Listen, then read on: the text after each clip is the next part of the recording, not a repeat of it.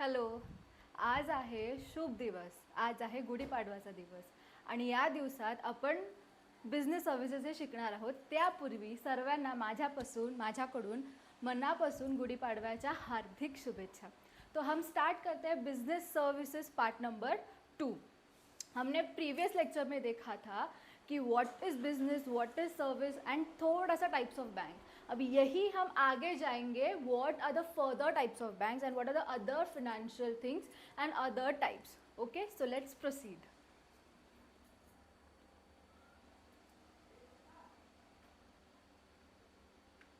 Okay, so हमने first lecture में 4 types of banks किया था. फर्स्ट था सेंट्रल बैंक, नेक्स्ट था कमर्शियल बैंक, थर्ड था industrial development bank and fourth is exchange bank. Now we are going to the fifth bank, regional rural bank, and then next is the cooperative bank. अब regional rural bank क्या होता है, इस नाम में हमको पता चलता है व्हाट इज रीजनल, मतलब रीजनल रूरल. ये ऐसी बैंक्स है जो हमें यूजुअली विलेज एरियाज में, गाँव के एरियाज में हम लोग को मिलेगा. एंड ये लोग क्यों बैंक ऐसे बनाते हैं? For the development of the native people, for the development of the farmers and poor people, वो सब जो रहते हैं गांव में, उन लोग को हेल्प करने के लिए ये वाली बैंक्स होती है. अभी आप बोलेंगे बैंक है, बैंक चालू करने के लिए फाइनेंस लगेगा, तो ये फाइनेंस कौन देगा? हमारी गवर्नमेंट देगी. चलिए लेट्स ओके.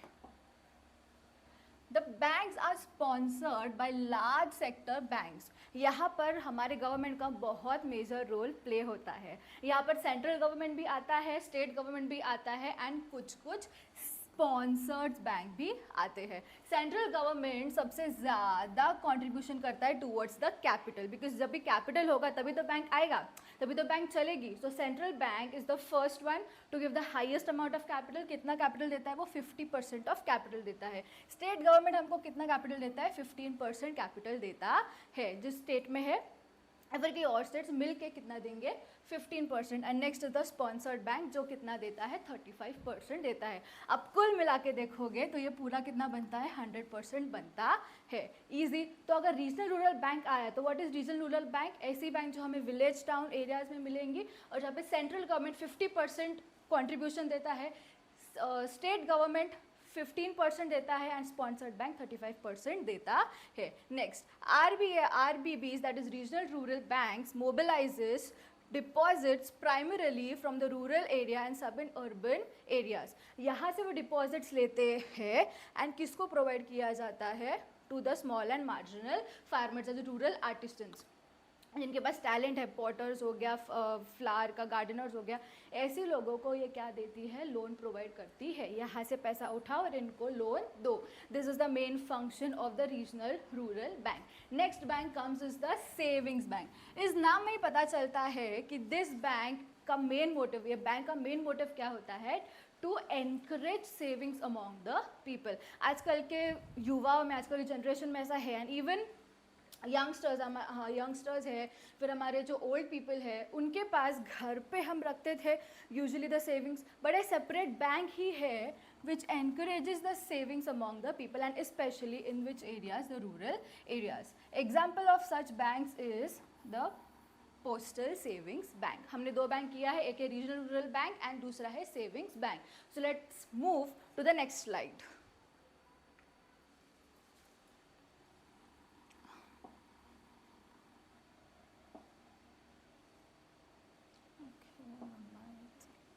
चलो next is the investment bank and बाजू में ही है कोऑपरेटिव बैंक. हमने बहुत सा बैंक्स सुना होगा कोऑपरेटिव, हम इन डिटेल इनके बारे में अभी पढ़ने वाले हैं. सी इन्वेस्टमेंट बैंक. अभी इस नाम में ही पता चलता है what is investment bank. Investment bank मतलब मेन क्या करवाती है? इन्वेस्टमेंट करवाती है, फाइनेंस प्रोवाइड करेगी एंड उसी के साथ साथ हमें एडवाइस भी करती है कि हमको क्या करना चाहिए, क्या नहीं करना चाहिए. और ऐसा बैंक अगर हमें मिलता है तो हमारी खुशनसीबी है. Their clients generally includes business firms and government organizations. अभी business firms को क्या advice लगेगा कि भाव कहाँ पे पैसा लगाना है, कहाँ नहीं लगाना है, कहाँ से पैसा उठाना है, उठाएंगे तो खर्चा कितना पड़ेगा. Obviously if you take loan you have to give interest and interest is your expenses. तो वैसे ही हमको कौन advice करता है, ये investment bank advice करता है. Next point, investment bank facilitate mergers and acquisitions by undertaking research. Merger and acquisition मतलब किसी कंपनी को या फिर किसी ऑर्गेनाइजेशन को अंडरटेक करना, किसी दो ऑर्गेनाइजेशन को मिला के एक ऑर्गेनाइजेशन बनाने, ये सारे फंक्शंस भी कौन देता है, हमें इन्वेस्टमेंट बैंक देती है. नेक्स्ट आता है कोऑपरेटिव बैंक. नेक्स्ट आता है cooperative bank. Cooperative banks are registered under Indian cooperative societies act. Very important. कौन सा एक्ट है, इंडियन कोऑपरेटिव सोसाइटीज एक्ट. ये कहाँ पे मिलेगा हमें, they are popular in semi urban and rural area. Semi urban मतलब जो डेवलपिंग सिटी है हम बोल सकते हैं, एंड रूरल मतलब हमारा गाँव खेड़ी. ये सारे बैंक्स हमें यूजुअली इन पर्टिकुलर एरियाज में मिलेंगी. The main aim of cooperative bank is to provide credit to the economically backward people, जो बहुत गरीब है, not that well to do है, इनको ये क्या करते हैं, क्रेडिट मतलब ही लोन प्रोवाइड करती है. So we are done with how many banks. First is central bank, commercial bank, investment bank, exchange bank, and then आता है ये investment and cooperative bank. Let's move the next slide.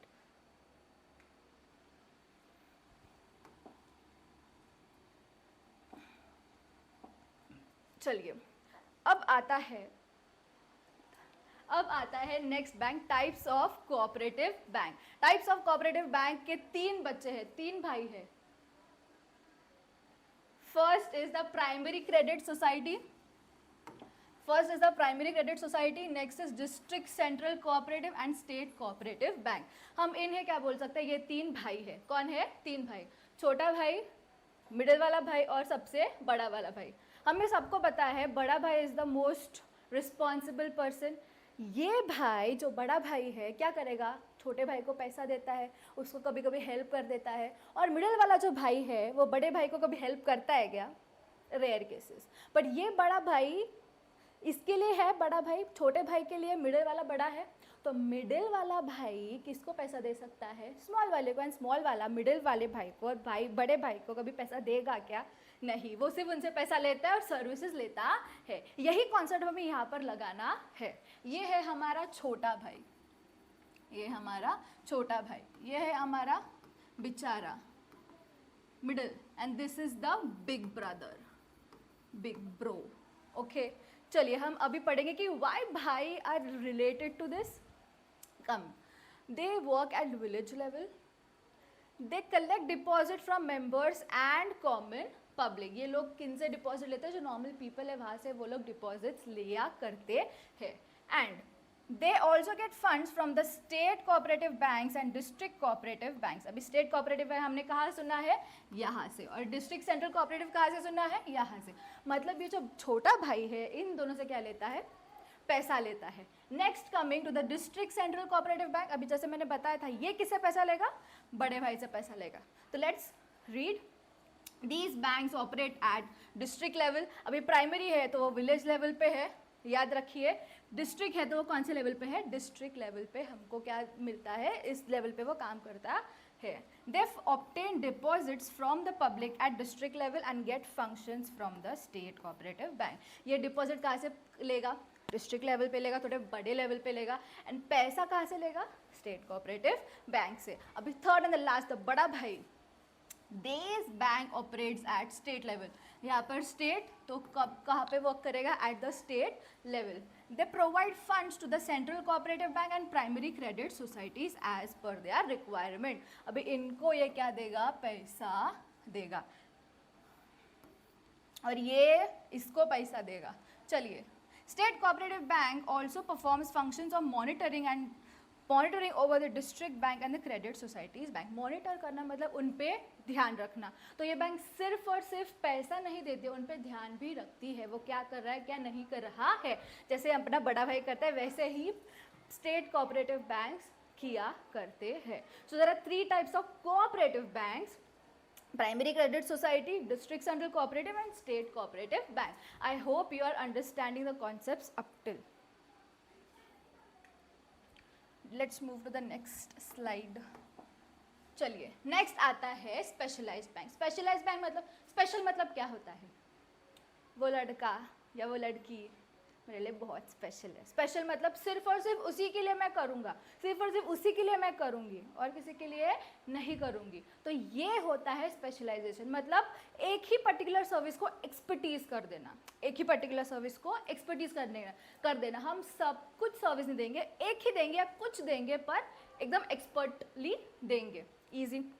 Specialise service में आते हैं 3 लोग, SIDBI, next is EXIM and third is NABARD. एक एक करके हम इसको समझेंगे कि ये है क्या। चलिए फर्स्ट आता है सिडबी। सिडबी का फुल फॉर्म बहुत छोटा है। SIDBI is small industrial development bank of India. इस शब्द में ही, इस नाम में ही उसका अर्थ है small industrial development bank of India. एक ऐसी बैंक जो स्मॉल इंडस्ट्रीज को डेवलप होने में बहुत ही लेवल पे अच्छा से मदद करती है। चलिए, they are set up on 2 April 1990। याद रखना ऑब्जेक्टिव में आता है 2 April 1990 under the act of Indian parliament. Principal financial institution for promotion, financing and development of MSMEs. अभी what are MSMEs? MSMEs are micro, small, medium enterprises. What are micro, small, medium enterprises? ऐसे organizations, ऐसे business organizations to be precise, जो बहुत छोटे level पे अपना business करते हैं, बहुत छोटा सा उनका बिजनेस है, ऐसे लोगों को वो पैसा प्रोवाइड करता है, ऐसे लोगों के लिए वो काम करता है। Getting? So this is what small industrial development bank of India. Next आता है EXIM bank, export and import bank. अभी नाम में ही अगेन उनका मीनिंग है ऐसी बैंक जो किसको हेल्प करती है, किसको सर्विसेज देती है। स्पेशल पर्सन कौन है? ऐसा ऑर्गेनाइजेशन जो एक्सपोर्ट एंड इम्पोर्ट में काम करता है। चलिए, प्रोवाइड्स फाइनेंशियल असिस्टेंस। असिस्टेंस मतलब हेल्प करना, फाइनेंशियली हेल्प करना मतलब पैसा देना, एंड ऑब्वियसली उनको सर्विसेज, उनका एडवाइस भी देना। To whom? To the exporters and importers. अच्छा, जो एक्सपोर्ट करता है वही इम्पोर्ट करता है क्या? नहीं। There are, it might be possible, it is not always compulsory. तो एक्सपोर्टर अलग, इम्पोर्टर अलग। अभी आप पूछोगे मैम कि एक्सपोर्टर क्या है, मैं तो भूल गया, मैं तो भूल गई। क्या होता है एक्सपोर्टर? ऐसा इंसान जो बाहर के देश से, आउटसाइड इंडिया से गुड्स क्या करता है, उसको बेचता है। एंड इम्पोर्टर मतलब ऐसा इंसान जो बाहर के गुड्स को क्या करता है, परचेज करता है, बाहर के गुड्स से परचेज करते हैं। ऐसे बिजनेस ऑर्गेनाइजेशंस को कौन हेल्प करेगा? एग्जिम बैंक करेंगे। एंड एग्जिम बैंक का फुल फॉर्म क्या है? Export and import bank. Last and very important bank is NABARD. Very important, national bank for agricultural and rural development. Again नाम में उसका मतलब है national bank for agriculture and rural development. मतलब ऐसी बैंक जो किसको पैसे देगी, किसको एडवाइजरी सर्विस देगी, किसके लिए फंक्शन करेगी? एग्रीकल्चरल पीपल को। जो इंसान एग्रीकल्चर करता है, रूरल डेवलपमेंट में काम करता है, चाहे एग्रीकल्चर है सिर्फ कोकोनट ट्री से अलग अलग प्रोडक्ट्स बनाना, फिर अपना नेचुरल मेडिसिन बनाना, ये सारी चीज़ें भी तो आती है। तो इन सबको कौन हेल्प करता है? नाबार्ड हेल्प करता है। इजी। चलिए, apex very main, very important, the main body. जैसे कि central bank is the main body. चलिए, apex institution for whom? For financing the agriculture and the rural sector. It provides both short term and long term credit to the regional rural banks. मतलब इन लोगों के through, RRB से through अपने को पैसा provide करती है कौन? नाबार्ड प्रोवाइड करती है। They make policy planning, operation related to the agricultural credit people. Sorry, policy बनाना, उनके लिए प्लानिंग करना, आपके लिए क्या सही है, आपके लिए क्या गलत है, वो आपको बताना, ये सारी फंक्शंस भी कौन करता है? नाबार्ड करती है। तो ये 3 पीपल सिर्फ और सिर्फ उनका मेन एम है, एंड उस एम और उसका टारगेट पे ही वो लोग फोकस करते हैं। इसके अलावा वो दूसरी जगह पे इतना ध्यान नहीं देते हैं। फॉर एग्जांपल एग्जिम सिर्फ import and export, SIDBI only small industries and the medium small enterprises, micro small enterprises. Next, agricultural development, rural development कौन हेल्प करेगा? नाबार्ड हेल्प करेगा। So these are specialised services. I hope you have understood. Now we will move to the next slide. चलिए, अब आगे बढ़ने से पहले we will test a clarity. अच्छा, मैं आपको बता दूं एक चीज़, आफ्टर सर्टन कॉन्सेप्ट्स मैं कोशिश करती हूँ कि आपको एक छोटा सा क्विज दिया जाए, आपको थोड़ा सा टेस्ट दिया जाए। जब भी इंसान टेस्ट देता है ना तो उसके दिमाग में रिकॉलिंग पावर बढ़ जाती है। If your concepts are clear तो आप इसको इजीली आंसर कर पाओगे। आपने आंसर किया इसलिए वो लॉन्ग टर्म तक याद भी रहेगा। तो जब एग्जाम आएगी तभी अलग से उस पर ज़्यादा फोकस करने की, ज़्यादा टेंशन देने की ज़रूरत नहीं, बिकॉज ऑलरेडी आपके दिमाग में ये फिट हो चुका है। चलिए, test your clarity. Dash is the epics financial institution. अभी ही किया था हमने नाबार्ड, अभी ही किया था हमने NABARD. Oh sorry, financial institution, sorry sorry sorry sorry, mummy, financial institution है तो it is the central bank is the epics financial institution. Citibank is an example of which bank? Foreign bank. Next, Dash Bank encourages the habit of savings. Savings Bank. Next, Central Bank contributes dash by state government, dash by sponsored banks in RRB. Central Bank contributes कितना percent? 50%. State government कितना? 15. And sponsored bank कितना है? 35% contribute करता है towards the savings bank. Next आता है Dash Bank gives financial assistance to exporters and importers. Export import आ गया, नाम में ही उसका आंसर है एग्जिम बैंक। आई होप आपको अच्छा लग रहा हो। अगर आपको वीडियो अच्छा लगे तो प्लीज़ उसको लाइक करो, शेयर करो अपने 12वीं लोगों के साथ एंड बहुत सारा कमेंट करना। चलिए, अब हम आ रहे हैं थोड़े इंटरेस्टिंग टॉपिक पे। चलिए, हम सभी ने ये मूवी देखी है 3 इडियट्स की। चलिए, ये कौन है? साइलेंसर। ये कौन है? फरहान। ये चांचड़ और ये मिस्टर राजू। हम सबको बताइए कैरेक्टर्स। अभी इस कैरेक्टर्स का और हमारे बिजनेस सर्विस का क्या रिलेशन है आगे देखेंगे। हमें ये पिक्चर देख रहा है, देखा सा लग रहा है? कहाँ है ये वाला? भी देखा सा लग रहा है। चलिए, अभी इसी को यूज़ करके हम आगे बढ़ने वाले हैं। अच्छा, ये जो सीन था, ये teacher, this teacher is very nice and very lenient teacher, ठीक है। और प्रिंसिपल को याद रखे, प्रिंसिपल कौन था? एकदम ऐसा खड़ूस टीचर। तो इस प्रिंसिपल को हम नाम देंगे हमारे आंसर के लिए डीकू। किसको क्या नाम देंगे? डीकू। एंड जो प्रिंसिपल है वो बहुत स्ट्रिक्ट है, बहुत डिसिप्लिन्ड है, टाइम का he is very punctual. That is why वो बहुत पंक्चुअल है, बहुत डिसिप्लिन है, इसलिए उनका नाम क्या रखेंगे अपन? टीकू। क्या रखेंगे अपन नाम? टीकू। स्ट्रिक्ट वाला प्रोफेसर टीकू, लीनियंट वाला प्रोफेसर डीकू। इतना क्लियर है? अभी इस पिक्चर में हमको ये जो लड़का दिख रहा है ये अपना साइलेंसर है। याद है उनको बुलाया था कि आप आंसर बताइए, what is a machine, and Chanchad ने उसको बहुत सिंप्लीफाइड में भी बताया था पर सर ने उसको एक्सेप्ट नहीं किया था। पर यहाँ पर कौन है? ये चांचड़। इसका मतलब ये है इस सीन में कितने कैरेक्टर्स है? 1 2 एंड दिस पर्सन इज 3। हमारे एक लेक्चर चल रहा था, उनका लेक्चर चल रहा था। उस लेक्चर के टाइम कौन कौन प्रेजेंट था हमारे लिए? डीकू सर, चांचड़ एंड साइलेंसर। यहाँ पर मैं लिख दूँ साइलेंसर। हमको वो सीन याद है, अभी सीन दोहराने की ज़रूरत यहाँ पर नहीं है due to lack of time. Next, यहाँ पर आता है, पता है यहाँ पे किसका नाम लिखा है? फरहान का। यहाँ पे किसका नाम लिखा है? राजू का। टीकू प्रोफेसर आते हैं, ही टेल्स चांचड़ आप सिखाओ, आपको बहुत आता है ना, आप सिखाइए। तो वैसा ही फिर अपना मिस्टर चांचड़ यहाँ पर खड़े रहता है एंड ये नाम लिखता है। किसका नाम लिखता है? फरहान का और राजू का। इस सीन के लिए हम किन को याद रखेंगे? फरहान को, राजू को एंड टीकू वाले प्रोफेसर को। Strict professor, lenient professor. ये 2 कैरेक्टर्स ऑफ स्टूडेंट्स और यहाँ पे ये 2 कैरेक्टर्स ऑफ स्टूडेंट्स। चलिए, अभी कैसे रिलेटेड है हम आगे देखने वाले हैं। चलिए, अब primary functions of a commercial bank. Primary functions of a commercial bank हमने लेक्चर 1 में पढ़ा था कि कमर्शियल बैंक क्या है। अभी आज हम पढ़ने वाले हैं कि उनके फंक्शंस क्या होते हैं। सी, प्राइमरी फंक्शंस है अलग है एंड सेकेंडरी फंक्शन एक अलग है। पहले हम प्राइमरी फंक्शंस करेंगे और उसके बाद हम सेकेंडरी फंक्शंस करेंगे। प्राइमरी फंक्शंस में आता है accepting deposits, accepting deposit and next is granting loan. Accepting deposit मतलब पैसा लेना है। बैंक क्या लेती है? लोगों से पैसा लेती है एंड जिसको ज़रूरत है उसको क्या देगी? पैसा देगी। That is what? Granting loans. Granting loans. अभी एक्सेप्टिंग डिपॉजिट में याद आया कुछ? टाइम, टाइम का पक्का मतलब ये हम देखने वाले हैं एज टीकू, हम इसको बोलेंगे टीकू। जब भी टाइम डिपॉजिट आएगा तभी क्या नाम आना चाहिए, टीकू आना चाहिए। एंड जब भी हम डिमांड बोलेंगे तब कौन आना चाहिए, दिमाग में अपने डीकू प्रोफेसर आने चाहिए। गेटिंग। चलिए अब जैसे मैंने उस पिक्चर में बताया था, टीकू के सीन में कौन कौन 3 लोग आना चाहिए, एक टीकू प्रोफेसर, एक फरहान और एक Raju. So F for Farhan, F for Raju, F for Farhan, F for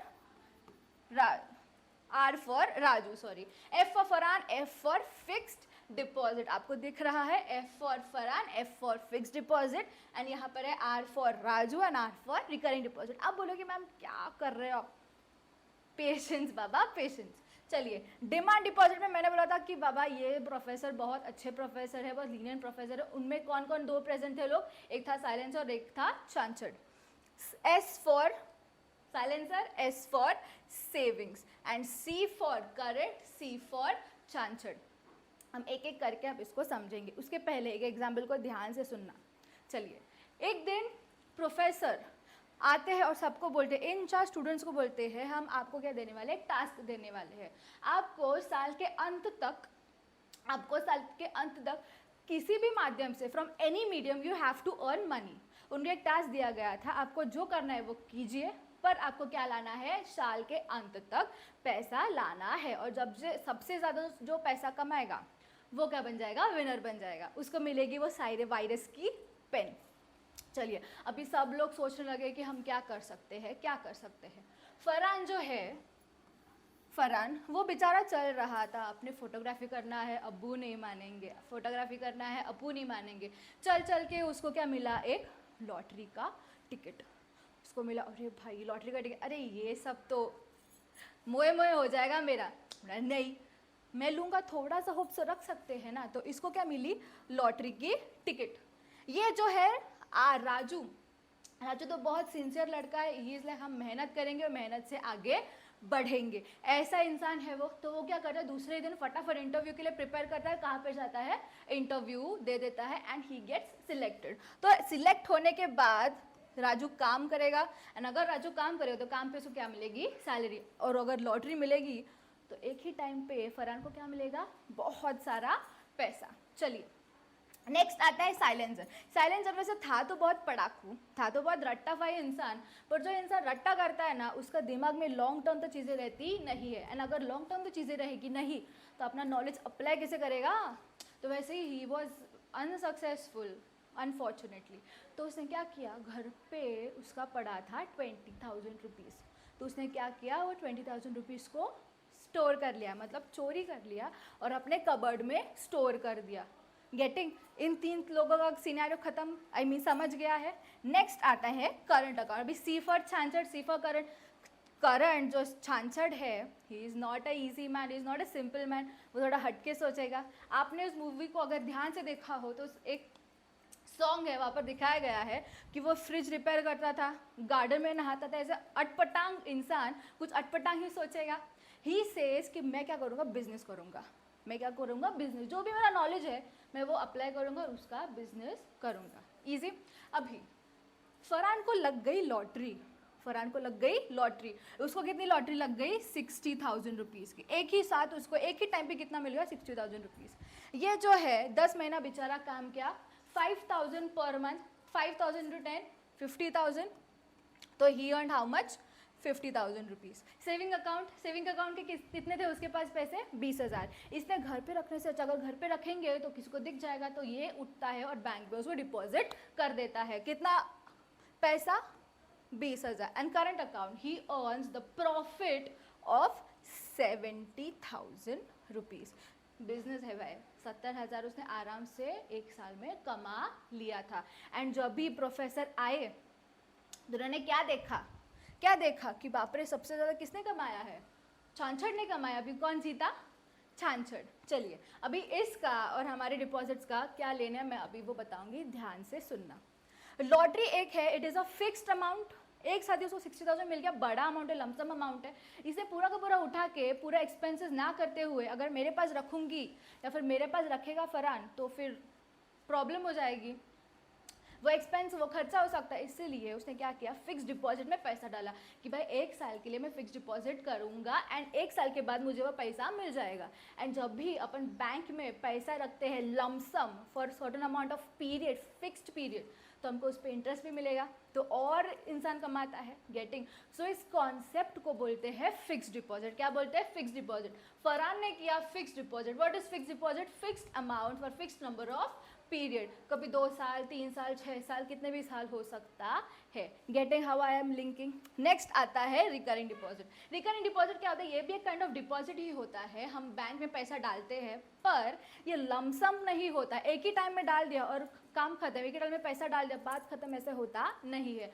her महीने हमें वहाँ जाके बैंक में जाके सर्टेन अमाउंट पे करना पड़ता है for a fixed number of years. For example July, August, September, October, ऐसे हर महीना आपको बैंक में जाके 5,000 5,000 5,000 ऐसा क्या करना पड़ेगा, डिपॉजिट करना पड़ेगा। That is what deposit, recurring deposit, जिसको बार बार करना पड़ता है। This is lump sum fixed amount for fixed number of period. This is every month you have to do for a fixed number of months, fixed number of period. चलिए, ये है savings. Savings क्या होता है ना कि हमारे पास जितना भी पैसा है, 10 रुपया हो, 10,000 हो या फिर 10 लाख हो, हम उसको पूरा उठा के बैंक में रख देते हैं, उसको सेव कर देते हैं। That is what deposits savings account.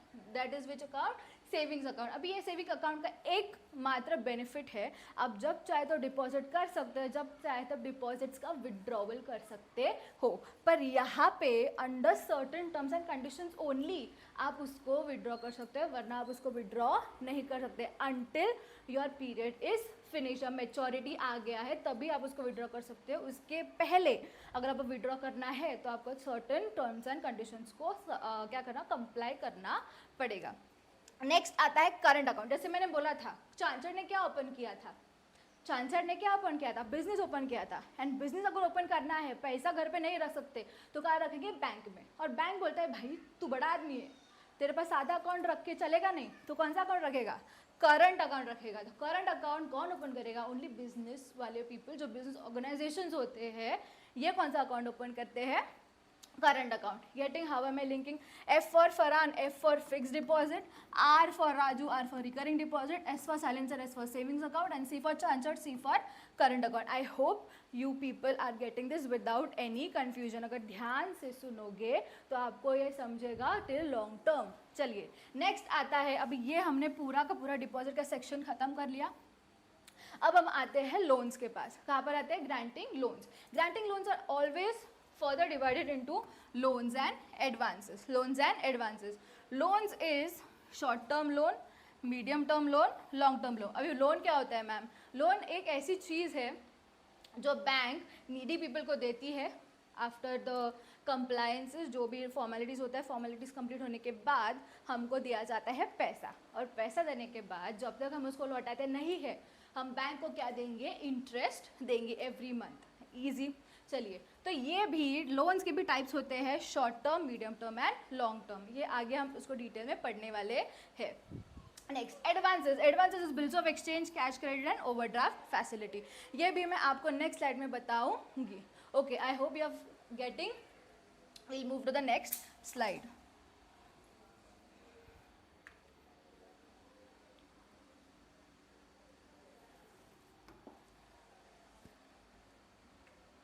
चलिए, एक्सेप्टेड डिपॉजिट, अभी हमने इसका मीनिंग समझ लिया, अभी उसको फटाफट से हम पढ़ेंगे और आगे बढ़ेंगे। चलिए, एक्सेप्टिंग डिपॉजिट का first is time deposit.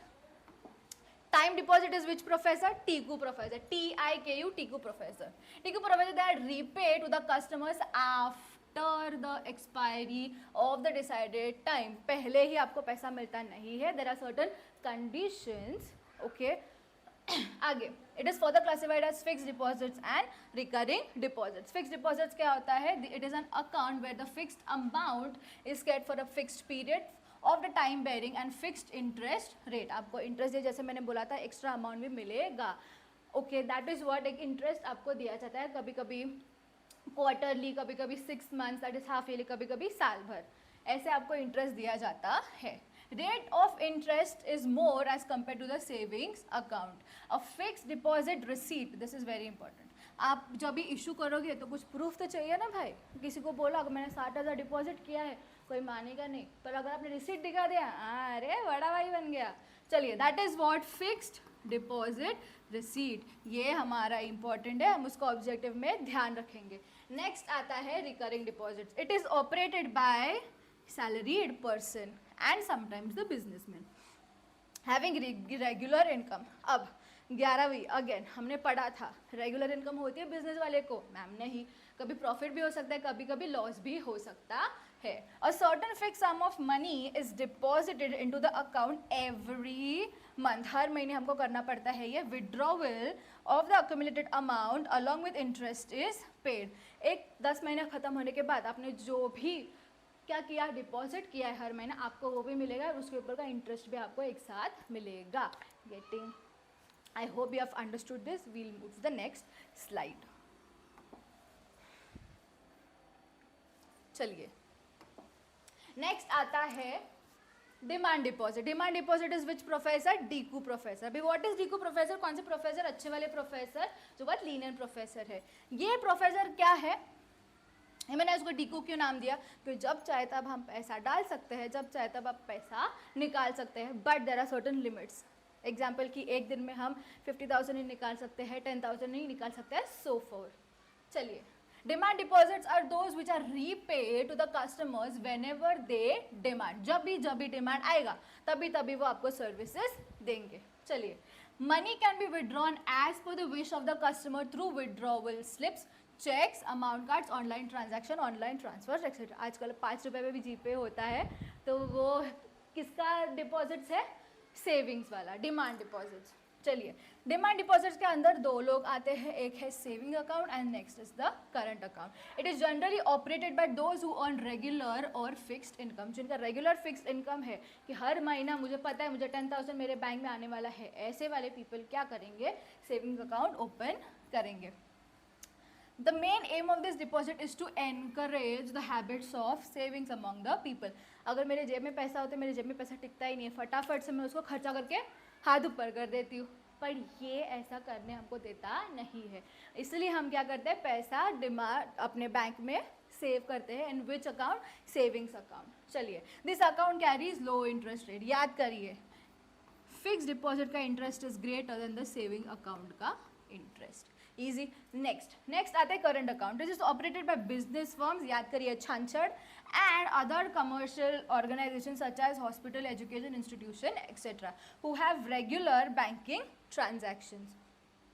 In this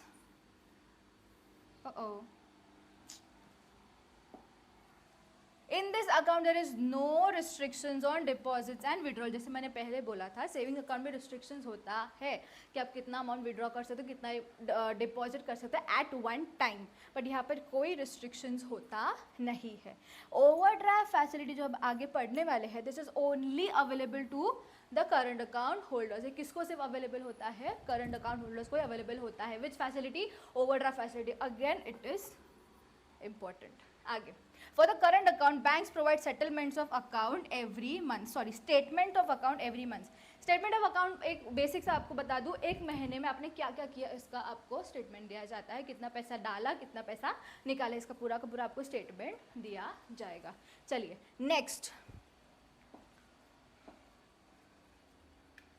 next आता है लोन्स एंड एडवांसेस। हमने एक्सेप्ट एंड डिपॉजिट कर लिया है, हम उसको क्या करेंगे, फटाफट से उसको रिवाइज करेंगे।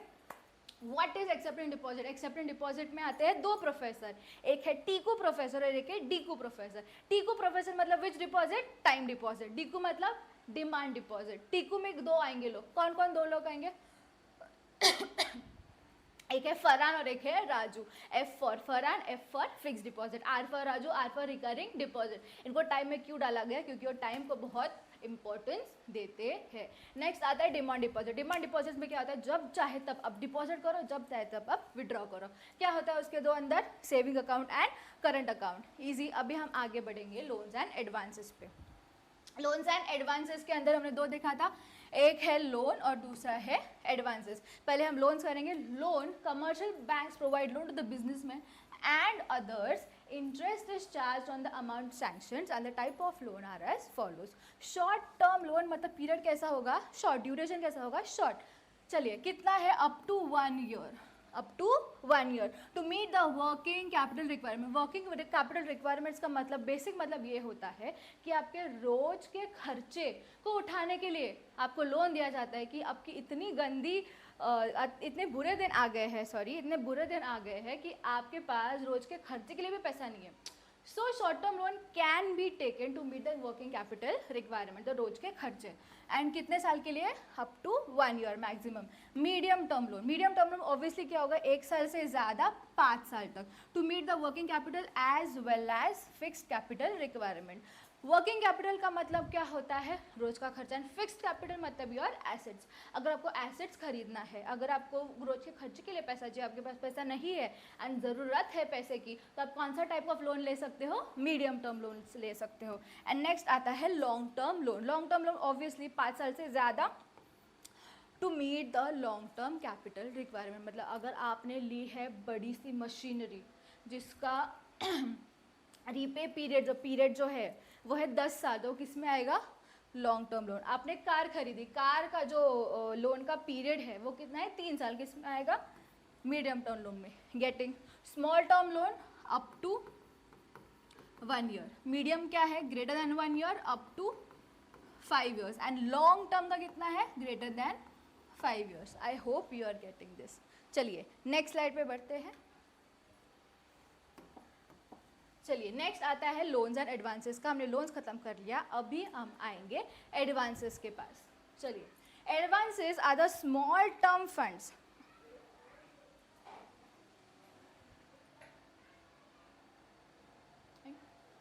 चलिए what are advances, advances are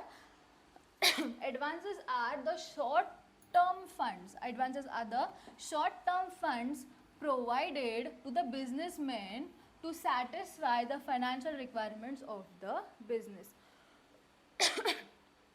चलिए इसमें कौन कौन आता है, cash credit, overdraft, discounting of bill of exchange.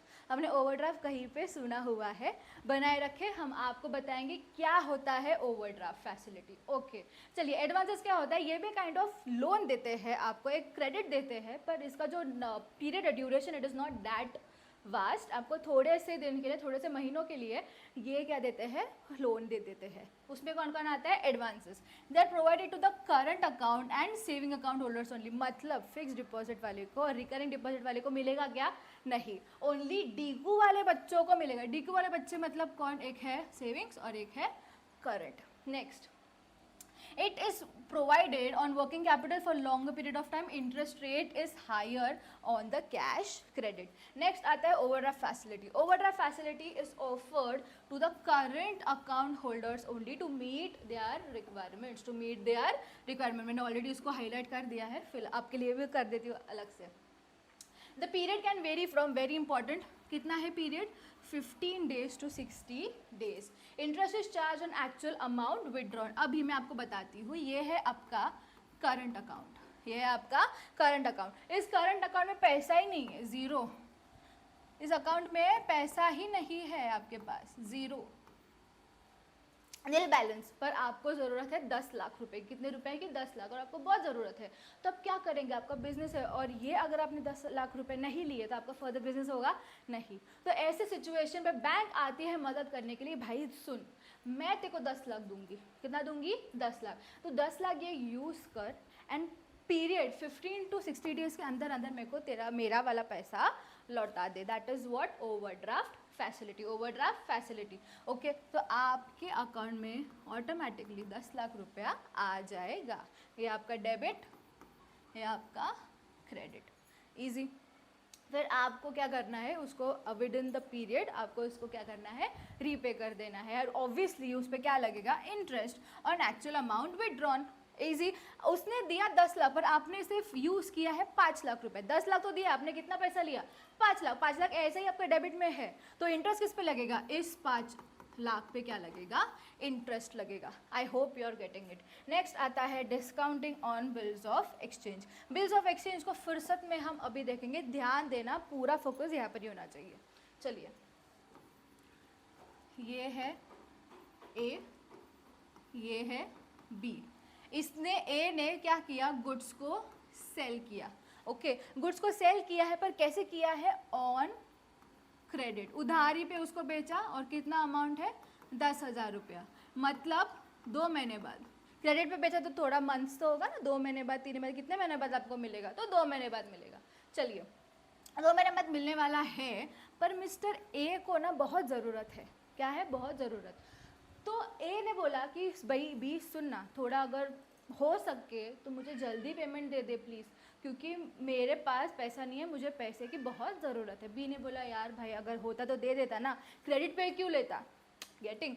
तो बी ने क्या किया, इसके बदले एक प्रॉमिसरी नोट दिया। क्या दिया, एक promissory note, bills of exchange, एक नोट दिया। Promissory note is different, bills of exchange दिया। इस बिल्स ऑफ एक्सचेंज को क्या बोलते हैं, नेगोशिएबल इंस्ट्रूमेंट बोलते हैं। इसमें लिखा गया होता है कि 2 महीने बाद मैं देखो क्या दूंगा, 10,000 रुपये दूंगा। ये उसने लिख के दिया, एंड ये उसने अपने पास रख दिया कि एक डॉक्यूमेंट, एक प्रूफ कि 2 महीने बाद मुझे 10,000 रुपया किसको देना है, ए को देना है। ईजी।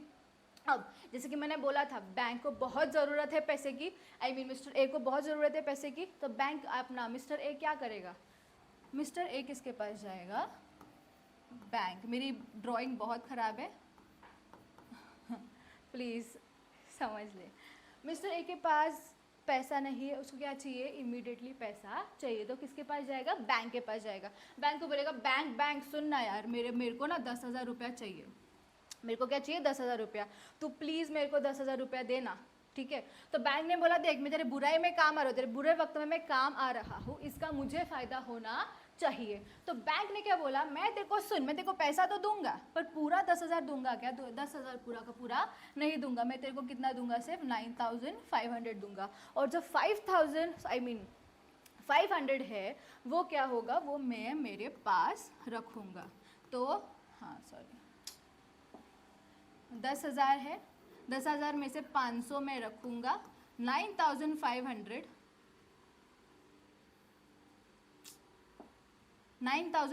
में तेरे को पैसा दूंगा, चाहिए तो ले।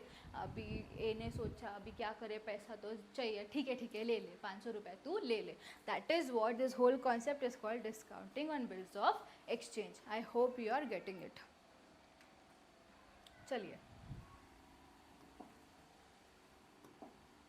अब आता है और एक चार्ट।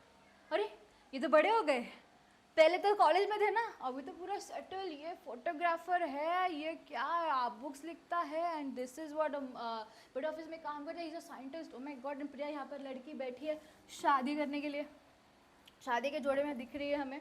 अभी मैम एक बार 3 डेट हो गया, अभी वापस। हाँ हमने प्राइमरी फंक्शन कंप्लीट कर लिया, कॉलेज लाइफ। अभी हमें क्या देखना है, उनकी सेटल्ड लाइफ कैसी है वो हमें अभी देखने का है। चलिए ये कौन है अपना फरहान, बड़ा हो गया रे। ये कौन है, Priya. This is Chanchad and this is Rajwani, अपना साइलेंसर। सब लोग बड़े हो गए। अब ये कैसे रिलेटेड है हम ये देखने वाले हैं। चलिए आगे इसको हम देख के कुछ याद कीजिए। फरहान और राजू जाते हैं कहाँ पे, प्रिया को उठाने, कि चलो शादी में से उसको उठाते। तो उसने उठा तो लिया, अभी पैसा किधर है अपने पास चांचड़ तक पहुँचने के लिए। तो उसने क्या किया, छांचड़ ने बोला फटाफट कि अरे भाई सुन, मैं तेरे को 1 लाख रुपए देता हूँ, तो फटाफट प्रिया को लेके इधर आ, ठीक है। तो ये सारे ट्रांजैक्शंस को भी हम देखने वाले हैं आगे। चलिए नेक्स्ट चलो।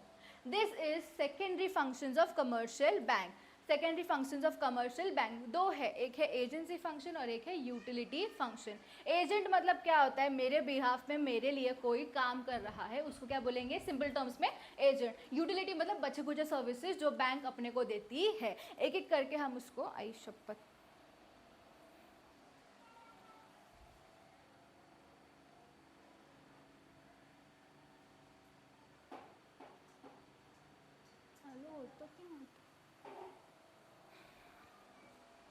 चलिए secondary functions of commercial bank एक एक करके हम उसको समझने वाले हैं। They are divided into 2 parts, एक है एजेंसी फंक्शन और एक है यूटिलिटी फंक्शन। चलिए एजेंसी फंक्शन में क्या है, periodical collections and payment, periodical collections and payments. याद करिए मूवी के स्टार्टिंग में ही जब राजू सेटल दिखाया, इज वेरी सेटल्ड, एंड दोनों उसके हस्बैंड एंड वाइफ दोनों मिलके क्या कर रहे हैं, योगा कर रहे हैं। उनके पास टाइम ही नहीं है पर वो टाइम में टाइम निकाल के क्या करें, योगा कर रहे हैं। उसमें उसकी वाइफ बोली अरे तूने इलेक्ट्रिसिटी का बिल भरा, तूने गैस का बिल भरा, उसने बोला नहीं तुझे करना चाहिए था, ये बोलते तुझे करना चाहिए था। दोनों का झगड़ा चालू हो गया। तो बैंक बोलती है भाई झगड़ा मत कर, मैं हूँ, मैं तुम लोग के लिए ये बिल भरने का काम तुम लोग का मैं करता हूँ, पर उसके लिए मुझे क्या देना पड़ेगा, चार्जेस देना पड़ेगा। That is what periodical collections and payments. अगर जहाँ जहाँ पे करना है मुझे बता दो, मैं फटाफट वहाँ पर पे कर दूंगा, उसी ड्यू डेट पे पे कर दूंगा। अगर आपको कहीं से पैसा आना है, फॉर एग्जाम्पल डिविडेंड आना है, इंटरेस्ट आना है कहीं से, तो इनका भी हिसाब किताब मैं रखूँगा, आप बस मुझे क्या देना, charges. That is what periodical collections and payments. वो किसके, राजू के बिहाफ पे कर रहा है, इसलिए किसमें आएगा, एजेंसी फंक्शन में आएगा, एजेंट्स। नेक्स्ट आता है पोर्टफोलियो मैनेजमेंट। अभी चांसर जो है, सॉरी साइलेंसर, उसने सोचा कि भाई हमें कुछ तो करना है, इसलिए वो किस में घुस गया, शेयर मार्केट में घुस गया। वहाँ पे उसने सोचा कि बाबा आप हम लोग को क्या बनाना पड़ेगा, एक पोर्टफोलियो मैनेजमेंट बनाना पड़ेगा, मतलब कितने बाय किया सिक्योरिटी, कितना सेल किया सिक्योरिटीज़। अभी चांसर आई मीन साइलेंसर को कुछ समझ ही नहीं रहा था भाई क्या करेंगे। तो बैंक ने बोला ये भी मैं करूँगा, कितना शेयर्स बाय किया, कितना सिक्योरिटी बाय किया, कितना सिक्योरिटी सेल किया, इन सब का हिसाब किताब भी रखेंगे। That is what management portfolio management. For example HDFC securities है, एक्सिस की सिक्योरिटीज़ है, ये सारे एक्चुअल बैंक्स हैं जो पोर्टफोलियो भी प्रोवाइड करते हैं। चलिए next is the fund transfer. What is fund transfer, आपको याद होगा हमने एक आपको बताया था चीज, फरहान एंड राजू दोनों मिलके किसको उठाते हैं, प्रिया को उठाते हैं। अभी प्रिया को छाती में से उठा तो लिया, भगा तो लिया, पर पैसा कहाँ है चांसर तक पहुंचाने के लिए। चांसर को फोन किया फटाफट, अरे भाई सुन फटाफट मुझे पैसा भेज, अगर पैसे नहीं हो तो मैं आपको भाभी को वहां पर कैसे लाऊंगा। तो उसने अपना, राजू ने बोला कि ऐसे कैसे होगा, यहाँ पर तो कोई बैंक भी नहीं है, यहाँ पर कोई ATM भी नहीं, कैसे होगा।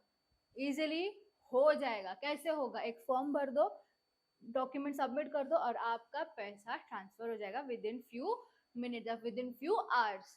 चलिए नेक्स्ट आता है, ये पीरियोडिकल हो गया, ये हो गया, ये हो गया। नेक्स्ट आता है डीमटेरियलाइजेशन अकाउंट। पहले के जमाने में ना, बहुत पहले जहाँ पर शेयर मार्केट बहुत नया नया था, तब सब फिजिकल फॉर्म में था, बट आफ्टर सम टाइम एक ऑनलाइन डीमैट अकाउंट ओपन किया गया। What is demat account, demat account is online account of trading, जहाँ पर आपका पूरा अकाउंट दिखेगा, कितना परचेस किया, कितना सेल किया, कितना प्रॉफिट, कितना लॉस है, सारा का सारा मेंटेन होता है ऑनलाइन इलेक्ट्रॉनिकली।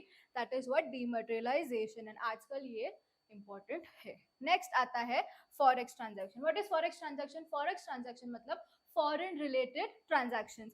मैंने बाहर के गांव में या फिर इंडिया आई मीन USA में, फ्रांस में, कई और जगह पे मैंने क्या किया है, प्रॉपर्टी परचेज की है, या फिर मैंने कहीं कंपनी का, फॉरेन कंपनी का शेयर्स परचेज किया है, इससे मुझे डिविडेंड आता है, यहाँ से मुझे रेंट आता है। अभी इन सब का ट्रांजैक्शंस भी तो देखना जरूरी है, तो ये सब कहाँ पर आएगा, फॉरेक्स ट्रांजैक्शन में आएगा, जो बैंक देती है। नेक्स्ट आता है यूटिलिटी फंक्शन। जैसे मैंने बताया था agency function and utility function. What is agency function, मेरे बिहाफ पे मेरा काम कोई और कर रहा है, दैट इज एजेंसी फंक्शन। ये भी आप अगर गौर से देखेंगे, ये तो मेरा पर्सनल काम है ना, पर मेरा पर्सनल काम कोई और कर रहा है, that is why bank is known as, मतलब बैंक का function is known as agency function. Next आता है यूटिलिटी फंक्शन। यूटिलिटी फंक्शन में फर्स्ट आता है issue of draft and cheque. What is draft and cheque, जैसे ही हम नया अकाउंट खोलते हैं हमें क्या मिलती है, पासबुक मिलता है, चेकबुक मिलता है, डेबिट का आई मीन डेबिट कार्ड मिलता है, तो ये सारी चीजें इशू की जाती है। This is other services also which comes under bank. Next आता है लॉकर फैसिलिटी। मेरे पास बहुत इंपॉर्टेंट डॉक्यूमेंट्स है, प्रॉपर्टी के पेपर्स है, मुझे किसी के हाथ में नहीं लगना है, उसको किसी के हाथ में लगने देना नहीं है, तो मैं क्या करूंगी, लॉकर में रखूंगी। लॉकर किसका है, बैंक का है। मेरे पास गोल्ड ज्वेलरी है, डायमंड ज्वेलरी है, बहुत सारा ज्वेलरी है, कहाँ पर रखूंगी, बैंक के पास रखूंगी। नेक्स्ट आता है प्रोजेक्ट रिपोर्ट, मेरे साल भर का ट्रांजैक्शन क्या हुआ, इन सब का रिपोर्ट भी रखना क्या बोलते हैं, प्रोजेक्ट रिपोर्ट। नेक्स्ट आता है गिफ्ट या फिर चेक। आप 5 साल तक हमारे बैंक के साथ थे, हमारे बैंक में आपका अकाउंट था, आपके और जैसे हमारा बहुत फ़ायदा हुआ है, अब हमारे लिए बहुत इंपॉर्टेंट है, ये जताने के लिए, एक्सप्रेस करने के लिए क्या दिया जाता है, गिफ्ट चेक दिया जाता है। नेक्स्ट आता है under writing services. Under writing services क्या होती है, लेक्चर 1 में ये मैंने एक्सप्लेन किया था इन डिटेल, तो इसको समझने के लिए आप प्लीज लेक्चर 1 देखिए। नेक्स्ट आता है गोल्ड रिलेटेड सर्विस। अगर गोल्ड से रिलेटेड अलग और सर्विसेज है, वही वो भी बैंक देती है, which comes under the utility functions. I hope you have understood this. We can now move to the next slide. चलिए, नेक्स्ट आता है ई बैंकिंग सर्विसेज। अभी मैम ई बैंकिंग सर्विसेज क्या होता है, ऐसे banking services which are done electronically. इसमें क्या क्या आता है, मोबाइल बैंकिंग आता है, इंटरनेट बैंकिंग आता है। ओके अभी इसमें और भी बहुत ज्यादा इंपॉर्टेंट कंपैरिजन में क्या है, NEFT, RTGS, NEFT, NEFT, RTGS and ये है IMPS services. What is RTGS, real time gross settlement. अभी ये क्या होता है, मुझे किसी थर्ड पर्सन को, किसी दूसरे को क्या करना है, पैसा देना है। अभी पैसा वो तो रहता है दूर, मैं रहती हूँ महाराष्ट्र, वो रहता है तमिलनाडु, अभी कैसे करेंगे, कैसे ट्रांसफर करेंगे। It is possible with the help of RTGS and other this fund transferring services which is given by the bank. अभी आरटीजीएस क्या होता है, आपको मेन समझ गया, एक फंड ट्रांसफर होता है। पर ये फंड ट्रांसफर कैसे, हम जाएंगे बैंक में, फॉर्मेलिटीज कंप्लीट करेंगे और एक बार हमने डॉक्यूमेंट सबमिट कर दिया, विद इन 2 आवर्स आपका पैसा सामने वाले के अकाउंट में क्रेडिट हो जाएगा। एंड तो अमाउंट कितना होना चाहिए, मिनिमम 2 लाख रुपीज होना चाहिए। 2 लाख के नीचे वाले ट्रांजैक्शंस आरटीजीएस एंटरटेन करता नहीं है, बड़े लोग के लिए आरटीजीएस। नेक्स्ट, फिर मैम मुझे तो सिर्फ 10,000 रुपया क्या करना है, देना है। अभी 10,000 रुपए के लिए मैं क्या करूंगा, मैं तो एनईएफटी कैसे, आरटीजीएस कैसे करूंगा, ये सब सर्विसेज कभी काम आएंगे फिर, ये सब सर्विसेज इसी के लिए है। जब भी आपका ट्रांजैक्शन का अमाउंट कम हो या फिर कम फैसिलिटी हो, तो हम क्या कर सकते हैं, एनईएफटी भी कर सकते हैं। This is what, this is a fund transfer which is done by the bank. Amount का लिमिटेशन यहाँ पर नहीं है, कोई लिमिट नहीं है, आपको जितना भी पैसा ट्रांसफर करना है आप कर सकते हो। पर इसमें कैसा है, आप फटाक से सामने वाले का अपना पैसा जाएगा नहीं, विद इन 2 आवर्स वगैरह ऐसा कोई प्रोविजन नहीं है। टाइम लेकर, थोड़ा सा टाइम लगा के ट्रांसफर हो जाता है। नेक्स्ट आता है, मैम मुझे तो बहुत अर्जेंटली भेजना है पैसा, मुझे 1 घंटे के अंदर पैसा भेजना ही है, तो आईएमपीएस कर लो, immediate payment service, immediate payment service. ये भी क्या है, ये भी एक फंड ट्रांसफर है जो इंस्टेंटली, फटाक से 2 मिनट में, जैसे मैगी बनती है इंस्टेंटली, वैसा ही आईएमपीएस, इमीडिएट पेमेंट सर्विस क्या होता है, ट्रांसफर होता है, which is done very quickly as compare to them. Easy. I hope you have understood this. Let's move to the next slide. चलिए, नेक्स्ट आता है testing your conceptual clarity. What is testing your conceptual clarity, जैसे मैंने बोला था, हमने थोड़ा सा टॉपिक कवर कर लिया है, अभी इस पे टेस्ट करना है, छोटा सा क्विज है। चलिए, what is first one, dash is the primary functions of bank. अच्छा, यहाँ पर आने से पहले हम क्विकली रिवीजन करेंगे, क्या करेंगे, क्विकली रिवीजन। चलिए, bank, specifically which bank, commercial bank, commercial bank.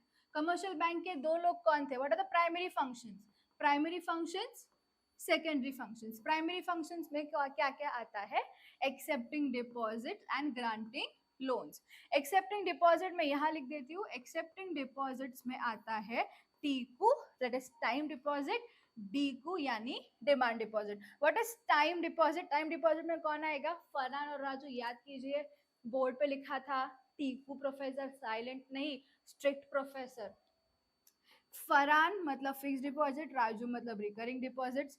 Demand deposits, demand deposit is silent अच्छा वाला प्रोफेसर, उसके अंदर कौन 2 लोग आते हैं, जब ज्यादा पैसा डालो, जब ज्यादा पैसा निकालो, saving account, current account, saving account, current account. फिर दूसरा आता है ग्रांटिंग लोन्स। ग्रांटिंग लोन्स पे क्या आता है, लोन्स एंड एडवांसेस। लोन्स में 3 है, short term, medium term, long term. Short term में कितना पीरियड है, कितना ड्यूरेशन है, up to 1 year. Medium term में कितना है, 1 साल से ज्यादा, 5 साल तक। एंड लॉन्ग टर्म मतलब 5 साल से ज्यादा।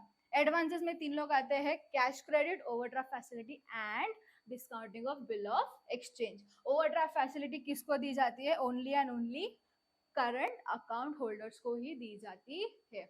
Next comes is the secondary functions, जो हमने अभी ही किया था, गिफ्ट देना, चेक देना, गोल्ड कॉइन्स देना, डीमटेरियलाइजेशन करना, पोर्टफोलियो मैनेजमेंट करना, ये सारी चीजें किस में आती है? Secondary functions of commercial bank में आती है।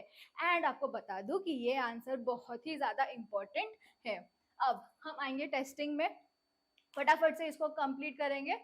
चलिए, dash and dash are the primary functions of bank, accepting deposit, granting loans are the primary functions of bank. Next, loan period of up to 1 year is which type of loan? Short term loans. Next, dash is only given to the current account holders. What is given to the current account holders only? क्या दिया जाता है? Overdraft facility. Dash is given at the time of depositing an account in FD. क्या दिया जाता है? याद कीजिए, हमने बोला था FDR. FDR का full form fixed deposit receipt. Next, overdraft facility varies from how many days? 15 days to 60 days. Next आता है the minimum amount that can be remitted, मतलब transferred through RTGS is how many rupees? 2 lakh rupees. With this we complete the part of banks. अब आगे हम देखने वाले हैं insurance के बारे में, ट्रांसपोर्टेशन के बारे में, वेयर हाउसिंग के बारे में, एक्सेट्रा एक्सेट्रा। हमारे साथ बनाए रखे आप तक। अगर आपको हमारा ये वीडियो अच्छा लगा हो तो प्लीज शेयर कीजिए, कमेंट कीजिए एंड ऑब्वियसली लाइक कीजिए। Thank you.